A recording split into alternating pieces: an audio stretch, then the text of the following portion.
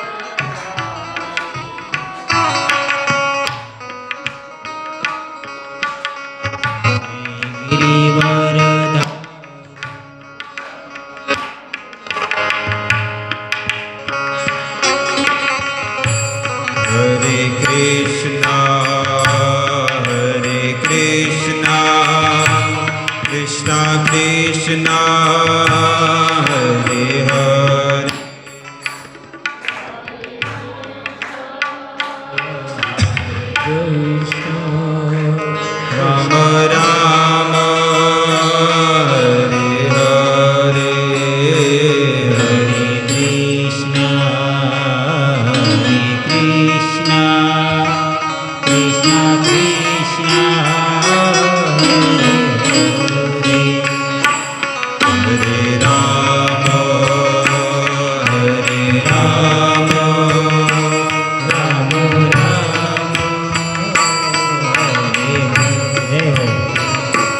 Hare Krishna,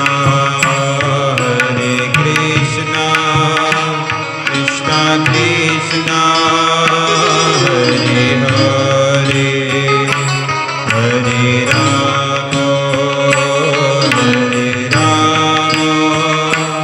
Rama Rama, Hare Hare.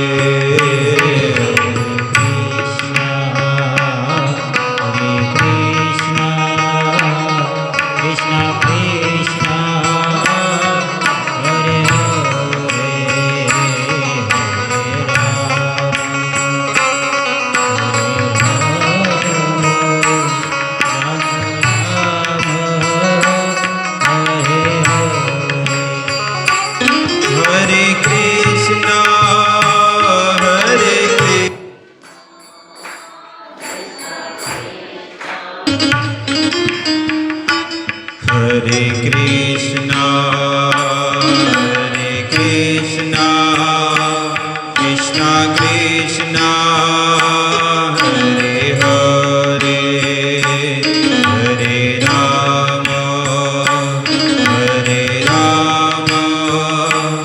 Rama Rama, Hare Hare. Krishna, Krishna, Krishna, Hare Hare.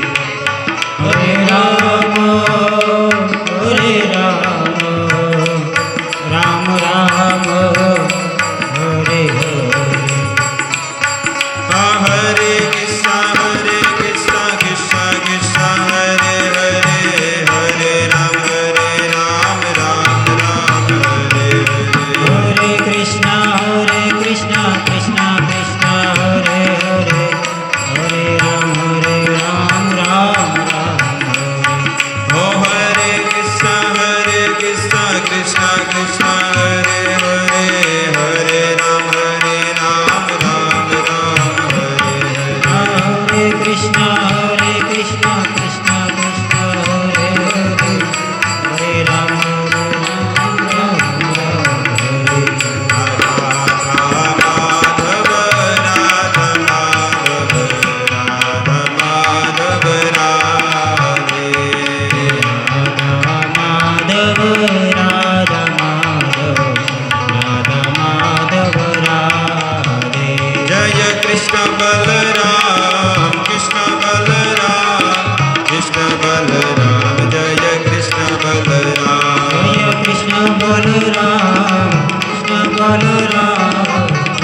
Balram जय कृष्ण बलराम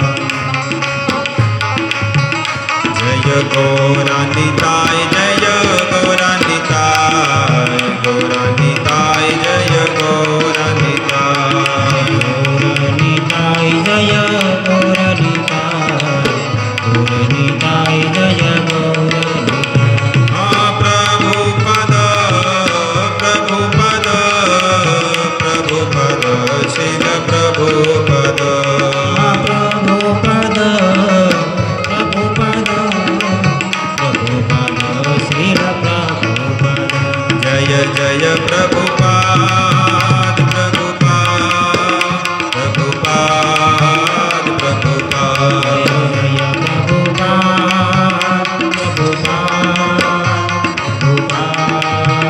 प्रभुपाद निताय गौर हरि बोल हरि बोल हरि बोल हरि बोल हरि बोल हरि बोल हरि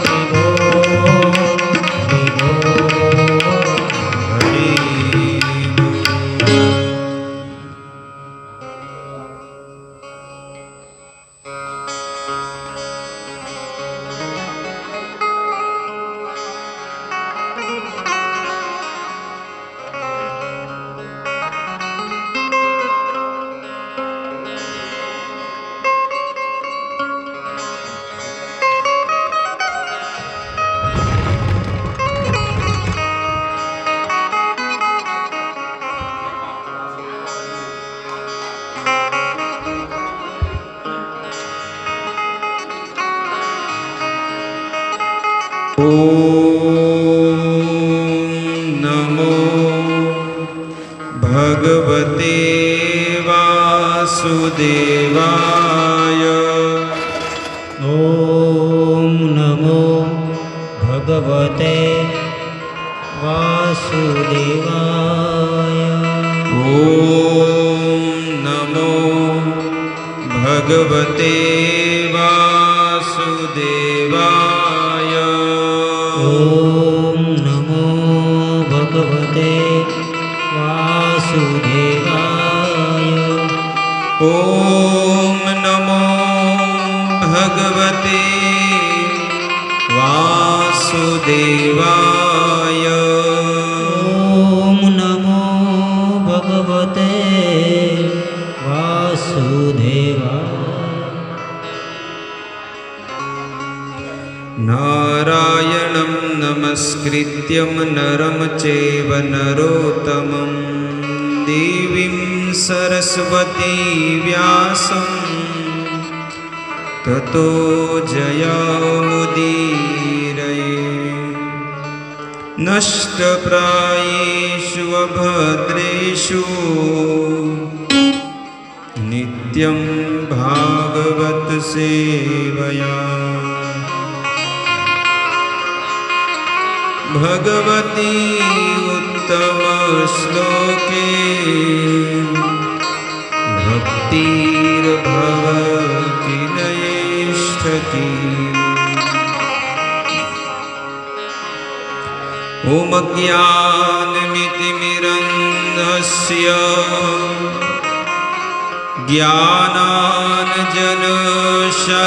ज्ञानाञ्जनशलाकया चक्षुरुन्मीलितं येन तस्मै श्रीगुरुवे नमः।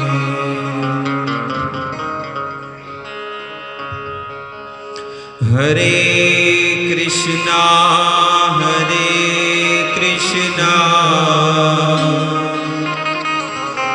કૃષ્ણ કૃષ્ણ હરે હરે હરે રામ રામ હરે હરે.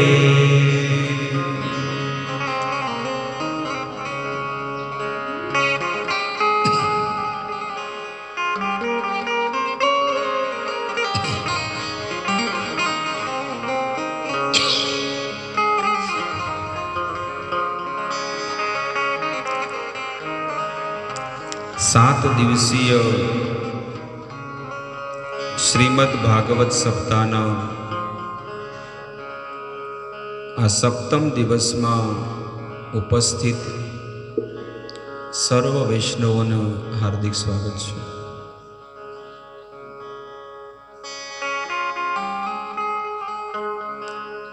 કંસ બહુ ચિંતિત છે, એને બહુ ચિંતા છે કે મારો જે કાળ જે છે એને ગોકુળમાં જન્મ લઈ લીધો છે અને અલગ અલગ પ્રકારના કેટલાય અસુરોને મોકલ્યા, પણ તોય બધા અસુરોને ભગવાને મારી નાખ્યા, દરેક અસુરોને.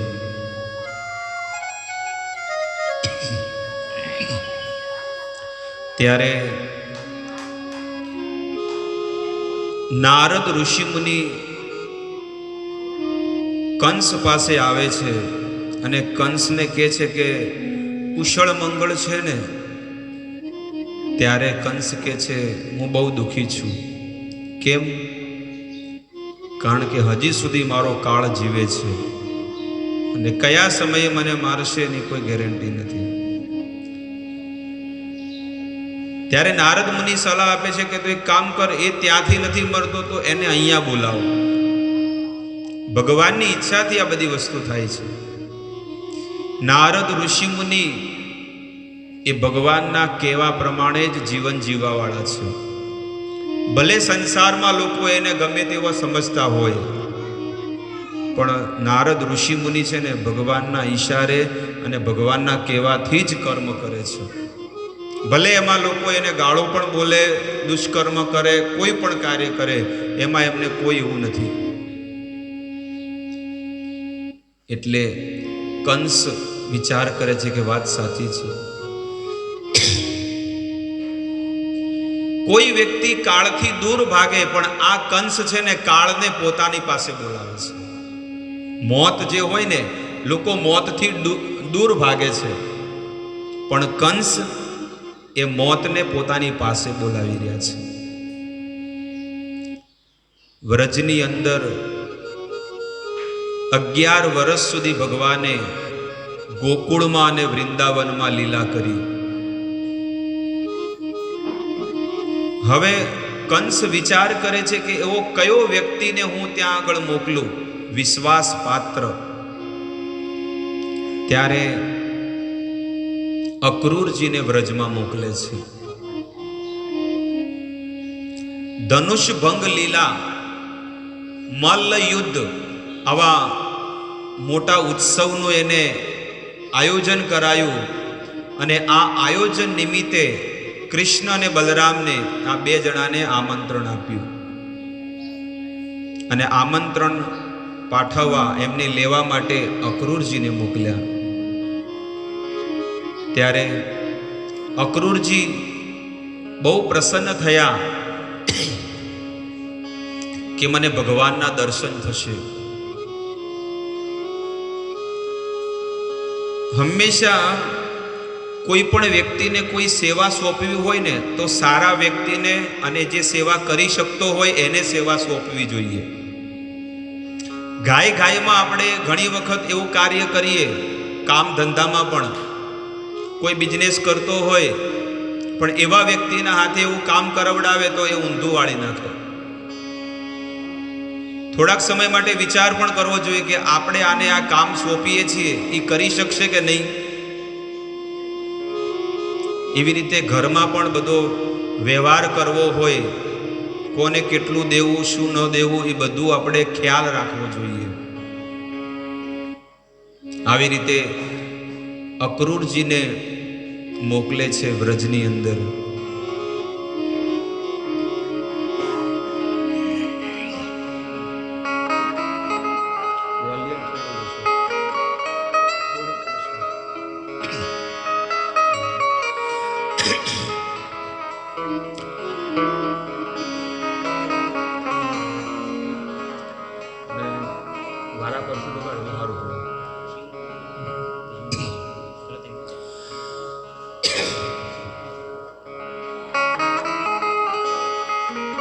અક્રૂરજીને સોનાના રથ પર કૃષ્ણ અને બલરામને લેવા માટે મોકલે છે. અક્રૂરજી મનમાં ચિંતા કરે છે કે મારા લીધે ભગવાન અહીંયા આવશે અને દોષ મને લાગશે, પણ આમાં ભગવાનની જ ઈચ્છા હશે. એટલે અક્રૂરજી જાય છે. અક્રૂર યાત્રા એને કઈ કહે છે? અક્રૂર યાત્રા કહે છે. મથુરાથી વૃંદાવન માત્ર 15 કિલોમીટર છે, કોઈ દૂર નથી વધારે. પણ આ 15 કિલોમીટરનો જે પ્રવાસ અક્રૂરજીએ જે કર્યો છે એ બહુ સરાહનીય છે, બહુ આશ્ચર્યજનક છે કે એમને ભગવાનનું સ્મરણ કરતા કરતા, ભગવાનનું નામ લેતા લેતા, કીર્તન કરતા કરતા એ યાત્રાને પૂરી કરી છે. આ મનુષ્ય પણ એક યાત્રા કરી રહ્યો છે અને એ 84 લાખ પ્રકારની યાત્રા છે. આ 84ની યાત્રાની અંદર જે જે શરીરમાં એને જન્મ મળે એ શરીરમાં પ્રભુ સ્મરણ કરતા કરતા એને યાત્રા કરવી જોઈએ.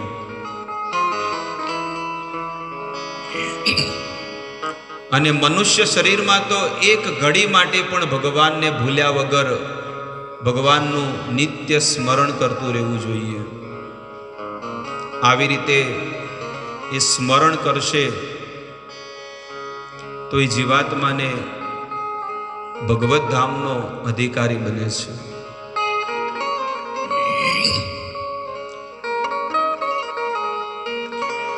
જ્યારે એ રથ વૃંદાવનમાં, વ્રજ 84 કોષમાં જ્યારે વૃંદાવનમાં આવ્યો, અક્રૂરજીને બહુ પ્રસન્નતા થઈ કે જીવનમાં મેં ક્યારેય કૃષ્ણના દર્શન નથી કર્યા. આજે પહેલી વાર એક રાક્ષસના કહેવાથી મને ભગવાનના દર્શન થઈ રહ્યા છે.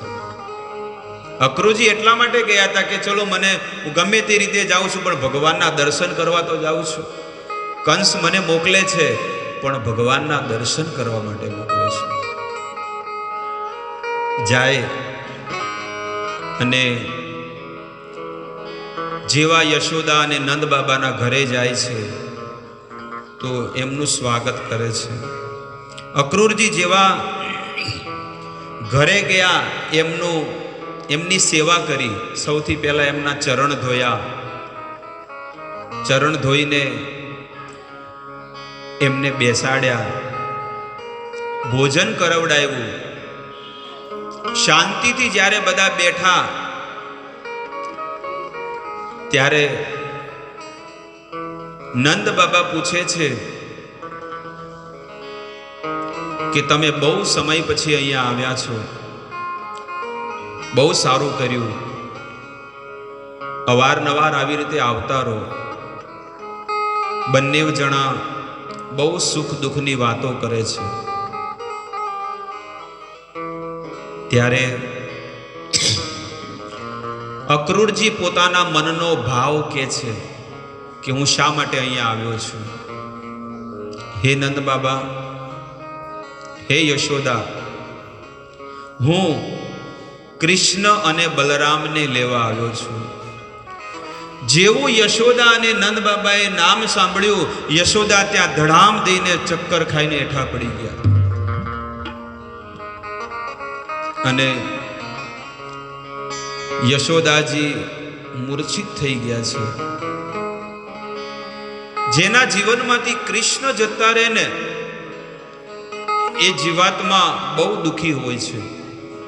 જેના જીવનમાંથી પ્રભુ જતા રહે ને એ જીવાત્મા બહુ દુઃખી હોય છે. બહારની વસ્તુ ભલે એને 1-2 મિનિટ માટે સુખ આપી શકતું હોય, પણ નિરંતર એને સુખ ન આપી શકે.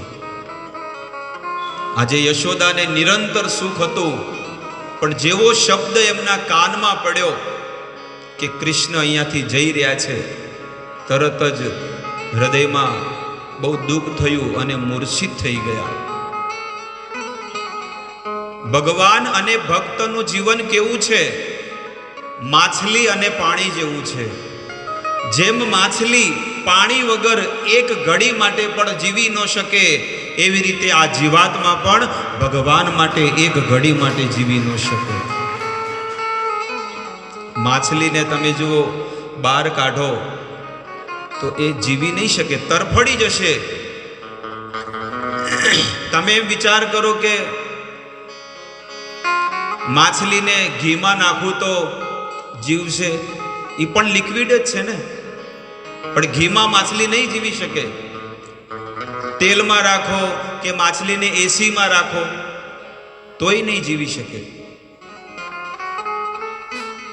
તમે એને બાસમતી ચોખા ખવડાવો, સારામાં સારી વાનગીઓ ખવડાવો, એને હિંચકામાં ઝોલો ઝુલાવો, એને સંસારની હરેક પ્રકારની વસ્તુ આપી દો, પણ એને સુખ નહીં મળે. પણ જેવી એ માછલીને તમે પાણીમાં છોડી દો, એ માછલી સુખી બની જશે. એવી રીતે આ સંસારમાં માછલી જેવો આ જીવાત્માનો પણ સ્વભાવ છે. જીવનો સ્વભાવ સુખી થવું.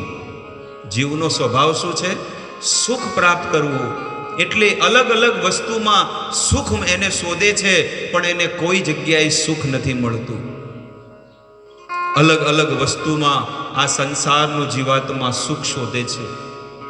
જન્મથી લઈને ઘડપણ સુધી એટલું સુખ શોધે છે, પણ કોઈ જગ્યાએ એને સુખ નથી મળતું. જેમ ઓલી માછલીને જળમાં રાખવાથી એ સુખી બની જાય, એવી રીતે આ જીવાત્માને પણ જ્યારે ભગવાનની શરણમાં જતો રહે ને, તો એ જીવાત્મા હંમેશા માટે સુખી બની જાય છે.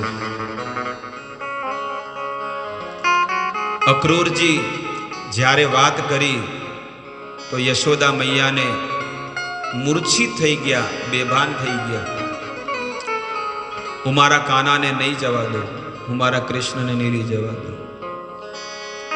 નંદ બાબાને કહે છે કે તમારે જવું હોય તો તમે જાઓ, પણ મારા કૃષ્ણ અને બલરામને હું ક્યાંય નહીં લઈ જવા દઉં. આવું જ્યારે કે નંદ બાબા કહે છે કે હે યશોદા, તું શું કહે છે? તને ખબર નથી? મથુરાના મોટા રાજા કંસે બોલાવ્યા છે, અને તારો દીકરો કઈ હંમેશા માટે થોડો જવાનો છે. એ તો 2 દિવસ કે 3 દિવસ માટે, પછી પાછો આવી જશે. 3 દિવસ. અક્રૂરજી કહે છે કે 3 દિવસનો યજ્ઞ છે, અને 3જા દિવસે પાછા મૂકી જશે. એટલે યશોદા મૈયા એને રાતના જમાડે છે. યશોદાજી ભોજન કરાવે છે પોતાના હાથે, અને રડે છે. આંખમાંથી આંસુ આવે છે કે આટલા વર્ષ કેટલું રોજ એને લાડ લડાવતી, રોજ એને અલગ અલગ પ્રકારના ભોજન ખવડાવતી, પણ આજે આ છેલ્લું ભોજન છે મારા લાલાને, આ છેલ્લું ભોજન છે. મને એવું લાગે છે બહુ દુઃખની વાત છે. બહુ રડતા રડતા ભગવાનને ખવડાવે છે, અને ભગવાન એ માં યશોદાના આંખમાં જે આંસુ આવે છે ને, એ ગાલથી એને લૂછી રહ્યા છે પોતાના હાથેથી. માં, શું કામ રડો છો? હું ક્યાંય નથી જવાનો, અને કદાચ હું જાઉં પણ હું તમારા હૃદયમાંથી તો જીવનમાં ક્યારેય નહીં જાઉં. હું પણ તમને બહુ પ્રેમ કરું છું. ભગવાને દેખાડે છે કે જેટલો મારો ભક્ત મને પ્રેમ કરે, એટલો હું પણ એને પ્રેમ કરું છું, એટલો સ્નેહ હું કરું છું. યશોદા એને સુવડાવે છે કે બેટા હુઈ જા હવે. અને ભગવાનને પ્રાર્થના કરે છે કે ભગવાન આ મોડા ઉદી હુરે તો હારું, કારણ કે ઉડશે તો છે ને રથમાં બેસી જશે, એટલે ભગવાન આને સુવા દો. આખી રાત સૂવે છે અને માં યશોદાની આ આંસુઓથી છે ને આખો પલંગ ને આખો ગાદલું પલળી ગયું છે. એટલા રડે છે પણ કોઈને દેખાડતા નથી. આ વિરહના આંસુ છે કે ભગવાનના વિરહમાં કેટલું દુઃખ, કેટલું તપ્ત જીવન બની જાય છે. જે જગ્યાએથી ભગવાન જતા રહે ને એ જગ્યા પર દુઃખ આવી જાય છે. આ દરેક જીવાત્માના હૃદયમાં કોણ છે? બોલો, દરેક જીવાત્માના હૃદયમાં કોણ બેઠું છે? ભગવાન. આપણા ઘરમાંથી, કોઈ મનુષ્યના શરીરમાંથી જ્યારે ભગવાન જતા રહે એટલે કેવું દુઃખ લાગે છે. સાચું કહું? એટલે એનો અર્થ કે આપણે બધા ભગવાનને જ પ્રેમ કરીએ છીએ, પણ માધ્યમ બીજું છે કે આ મારા કાકા છે, મારી પત્ની છે, મારી દીકરી છે, મારો દીકરો છે, એ ભાવથી ભજન કરીએ છીએ. એના હૃદયમાં ભગવાન છે એ ભાવથી કોઈ ભજન નથી કરતું. જે ઘરમાંથી, જે શરીરમાંથી ભગવાન જતા રહે છે ને, એ ઘરનું કોઈ 12 દિવસ સુધી પાણી નથી પીતું. 12 દાડા સુધી પાણી. એ ઘર અપવિત્ર બની જાય છે. એ ઘરમાં ભગવાનના દીવાબત્તી બંધ થઈ જાય 12 દિવસ સુધી. એટલે કે છે કે જ્યાં આગળ પ્રભુ છે ત્યાં શાંતિ છે, સુખ છે. જ્યાં આગળ પ્રભુનો સત્સંગ છે એ જીવાત્મા કેટલો આનંદમાં રહેતો હશે. અને જ્યાં સત્સંગ નથી ત્યાં કુસંગ છે, અને કુસંગ જ્યાં હોય ત્યાં અધર્મ હશે. એ જગ્યાએ કળિયુગ હશે. યશોદા આખી રાત રડે છે. આખી રાત ઊંઘ નથી આવી. અને જેવી સવાર પડી એટલે યશોદા ઉઠી ગયા, સ્નાન કર્યું.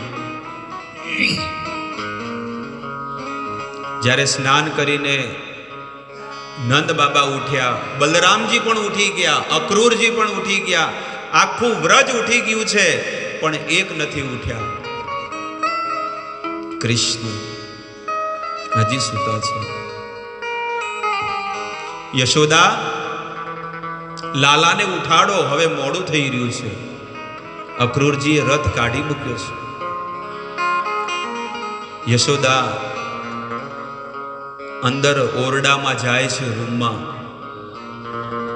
પણ પગ એમના છે ને ધીરે ધીરે અચકાય છે કે ના, નથી ઉઠાડવા. ત્યારે કૃષ્ણ કાળી કામળી ઓઢીને સૂતેલા છે. અને યશોદા ધીરે ધીરે ધીરે ધીરે એ કામળી ખેંચે છે. કાના, ઊભો થા કાના, તારે જવાનું છે વ્રજમાં. ઊભો થા બાપ, ઊભો થા.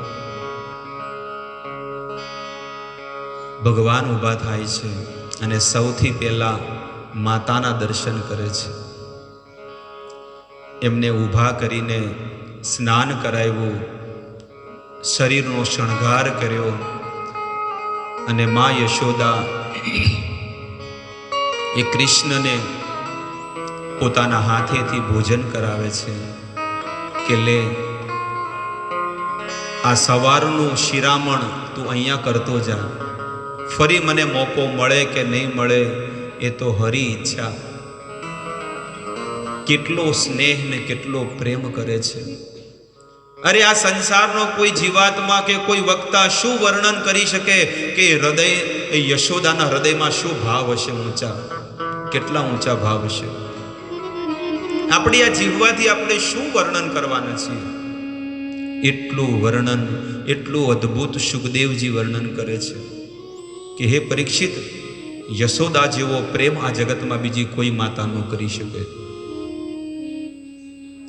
ભલે એ દેવકીના પુત્ર ગણાતા, પણ માં યશોદાએ જે પ્રેમ કર્યો છે ને, આ જગતમાં કોઈ માતા ન કરી શકે.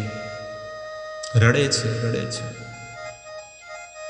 કૃષ્ણને કહે છે, હે કાના, તું હવે જાય છે, મેં તને બહુ દુઃખ આપ્યા હશે, મેં તને બહુ કષ્ટ આપ્યા હશે, મેં તને નાનપણમાં તું જ્યારે તોફાન કરતો હતો ને કાના, ત્યારે મેં મારા આ હાથેથી તને બાંધ્યો તો, એ ભૂલી જાજે, એ ભૂલી જાજે કે તને ખાંડણીએ બાંધ્યો તો.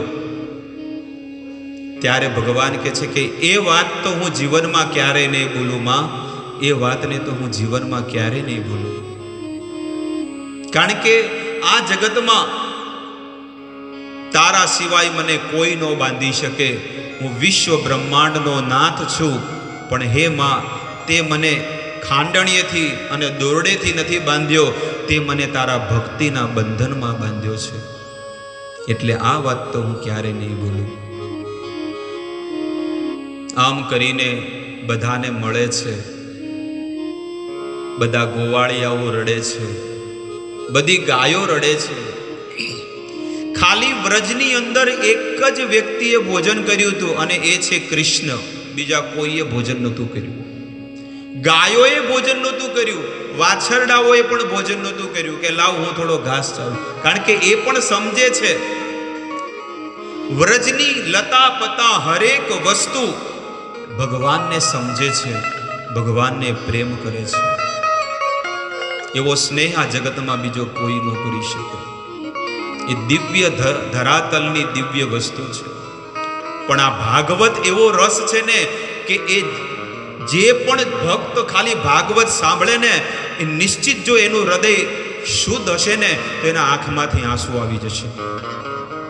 આ ભાગવતમાં એટલી તાકાત છે. દુનિયાની કોઈ વસ્તુ તમને રોવડાવી નહીં શકે ભગવાનના વિરહમાં, પણ જો ભાગવતમાં આવીને બેસે ને, એ ગેરંટી છે કે નિશ્ચિત એ છે ને રડશે. એટલો પ્રેમ રૂપી ગ્રંથ છે આ ભાગવત. જે છે ને, તમે 7 દિવસ સુધી સાંભળો છો ને, આ ભાગવત ભગવાનની છેલ્લી કમાણી છે, છેલ્લી કમાણી. દુનિયાભરની અંદર ગમે જેટલા કથાઓ અલગ અલગ બધી વાંચતા હોય, પણ સર્વશ્રેષ્ઠ હોય ને તો આ શ્રીમદ ભાગવત સપ્તાહ છે. આને કે છે વિશુદ્ધ પ્રેમ ગ્રંથ.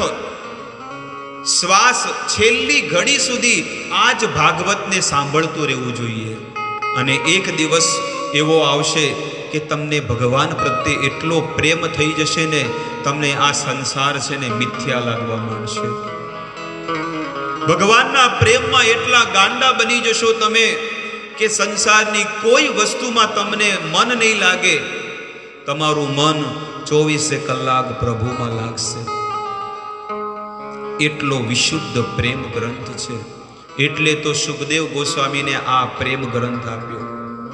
વેદવ્યાસ મહારાજે બધા વેદ લખ્યા, એમના બધા શિષ્યોને આપી દીધા, પણ આ છેલ્લી કમાણી જે હતી ને, એ પોતાના દીકરા સુખદેવને આપ્યો કે આ અનમોલ વસ્તુ છે. કૃષ્ણ પ્રેમ ધન છે, અને એ ધન પરીક્ષિતને આપ્યું. ભગવાનને પ્રેમ કરવાનો આ ગ્રંથ છે ભાગવત. ભગવાન રથમાં બેઠા છે. અક્રૂરજી રથના દોરડા લીધા હાથમાં. માં યશોદાએ રથને પકડી રહે છે કે હવે મારા હાથમાંથી કૃષ્ણ નથી જઈ રહ્યા, મારા હાથમાંથી મારું ભાગ્ય જઈ રહ્યું છે. પકડી રહે છે. અને જેવો એ રથ આગળ વધે છે, જેવો રથ આગળ વધે, યશોદા પાછળ પાછળ પાછળ પાછળ પાછળ જાય છે. નંદ બાબા એને પકડી રહે છે. જવા દે યશોદા, જવા દે. જઈને થોડેક હજી આગળ ગયા, અને જ્યાં વૃંદાવનનો જ્યાં સીમાડો આવે ને, ત્યાં આગળ બધી ગોપીઓ બધી બેઠી છે રસ્તા ઉપર, રાહ જોઈ રહી છે. કાકાશ્રી રથ કેમ રોક્યો? ત્યારે કાકાશ્રી અક્રૂરજી કહે છે કે જુઓ ને સામે કોણ ઊભું છે. બધી ગોપીઓ ઊભી હતી, બધી બેઠી હતી, રસ્તા ઉપર સૂઈ ગઈ હતી. હે અક્રૂરજી, તમારે કૃષ્ણને અહીંયાથી લઈ જવા હોય ને તો અમારા પ્રાણ ઉપર, અમારા શરીર ઉપરથી રથ ચલાવીને તમે લઈ જાઓ, બાકી અમે નહીં લઈ જવા દઈએ. અને તમારા માતા પિતાએ કે જેણે પણ નામ રાખ્યું હોય ને અક્રૂરજી, તમારું નામ અક્રૂર નથી, તમારું નામ તો ક્રૂર રાખવું જોઈએ. ક્રૂર, તમે ક્રૂર છો કે તમે અમારા પ્રાણનાથને લઈ જઈ રહ્યા છો. આવા શબ્દો જ્યારે બોલ્યા તો ભગવાન રથ ઉપરથી નીચે ઉતરે છે અને એ પ્રભુ રથ ઉપરથી નીચે ઉતરી અને બધી ગોપીઓને સાંત્વના આપે છે. તમે આવા શબ્દો શું કામ બોલો છો? નિશ્ચિત તમે મને પ્રેમ કરો છો, હું પણ તમને પ્રેમ કરું છું, પણ હું તમારાથી અલગ નથી. હું 24 કલાક તમારી સાથે જ છું. હું તો બસ 2-3 દિવસમાં પાછો આવી જઈશ. ભગવાને વચન આપ્યું હતું કે હું થોડાક સમય પછી પાછો આવી જઈશ. કારણ કે ભગવાન ક્યારે ખોટું બોલે નહીં, એટલે ભગવાને 2-3 દિવસનું નહોતું કીધું, પણ હું કે અમુક સમય પછી હું પાછો આવી જઈશ. અને ભગવાનને બધી ગોપીઓને સાંત્વના આપી અને પાછા રથમાં બેઠા. જઈને બેસે. ગોપીઓ કે છે, કાના, તમે રથમાં બેસીને વૃંદાવન છોડીને તો જાઓ છો, પણ અમારા હૃદયમાંથી તમે જો નીકળશો ને તો તમે સાચા કૃષ્ણ કહેવાઓ. તમને અમારા હૃદયમાંથી તો નહીં નીકળવા દઈએ. તમારો પ્રેમ, તમારી યાદો, અમે 24 કલાક એ યાદોમાં જીવશું. હવે અમને અન્ન નહીં ભાવે, અમે કોઈ વસ્તુ સંસારની નહીં ભાવે. બસ જ્યારે તમારું મુખડું જોશું ને ત્યારે અમે અન્ન લેશું. ગોપીઓએ પણ પ્રણ લઈ લીધું. આ છે પ્રેમની પરાકાષ્ઠા. સાચો પ્રેમ જો કોઈ ભક્ત કરે ને એનું આ લક્ષણ છે કે ભક્ત કેટલો પ્રેમ કરે છે. અક્રૂરજી એ રથ ચલાવે છે, સોનાનો રથ. અને જ્યારે અક્રૂરજી એ રથ ચલાવવાના આગળ વધ્યા ત્યારે મથુરાની બજાર આવી. અને અક્રૂરજી સર્વપ્રથમ મથુરાની અંદર જો ભગવાન ગયા હોય તો એ અક્રૂરજીના ઘરે પહેલા ઉતર્યા હતા.